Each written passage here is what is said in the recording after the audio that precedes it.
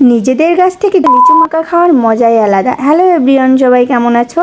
সব মাখাই টুকটাক খেয়েছি, বাট লিচু মাখা কখনোই খাওয়া হয়ে ওঠেনি। তাই বৌদি এবং বোনদের নিয়ে লিচু মাখা খেতে চলে এসেছি। তাই তো প্রথমে লিচু থেকে খোসা ছাড়িয়ে নেব, দেন হাঁটি থেকে কিছুটা লিচু ছাড়িয়ে নেব, কিছুটা রেখে দেব। যে আটিগুলো পুরোপুরি লিচু ছাড়ানো হয়ে গেছে সেগুলো ফেলে দেব ঠিক এইভাবে। আধা পাকা বা কাঁচা লিচু হলে সব থেকে বেশি টেস্ট হবে। প্রথমবার মাখছি, এই কারণে সরিষা বাটা বা অন্য কিছু এর সাথে যায় কিনা জানি না, তাই শুধুমাত্র কাঁচামরিচ, লেবু পাতা আর লবণ দিয়ে মেখেছি। তাই লিচু রানী যে খেল দেখিয়েছে। বাই দ্য ওয়ে, লিচু রানী কি রাজা তা তোমরাই কমেন্ট করে জানিও। শুধুমাত্র এই তিনটি উপকরণ দিয়ে ভালো করে চটকে মাখিয়ে নেব। এখানে তোমরা বলতেই পারো নিজেদের গাছের লিচু, তাও করেছি। আসলে নিজেদেরই বড় একটা বাগান আছে, তাহলে অন্যদের বাগানে কেন যাব? আর করাটা জাস্ট মজা ছিল। তো এই যে আমাদের লিচু মাখা অলমোস্ট ডান। দেখো কতটা জুসি হয়েছে।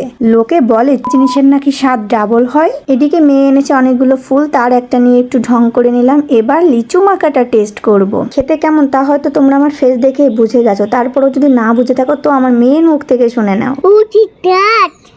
আসলেই অনেক স্বাদ, জাস্ট ইয়াম। এবার সবাই মিলে টেস্ট করছি। সবার মুখে চওড়া হাসি দেখে তোমরা হয়তো বুঝেই গেছো আসলেই অনেক স্বাদ এবং জুসি। তোমরাও এভাবে বাড়িতে ট্রাই করতে পারো, জাস্ট অসাধারণ লাগবে খেতে। আর অবশ্যই আধা পাকা লিচু নেবে, তাহলে টেস্টটা টক মিষ্টির ঝাল হবে। আর তোমরা যদি স্বাদটা ডাবল চাও তাহলে আমাদের মতন গাছ থেকে আনতে পারো। তবে হ্যাঁ, অবশ্যই নিজেদের গাছ থেকে নাও। তোমরাও একটু আমাদের সাথে টেস্ট করো।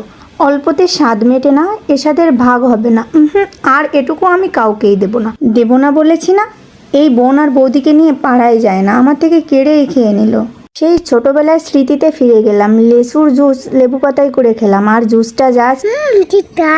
তোমরা এখনো বসে আছো? তোমাদের কার কার জিহ্বায় জল এসছে বলো তো? সব মিলিয়ে লিচু মাখাটা ছিল জাস্ট ওয়াও।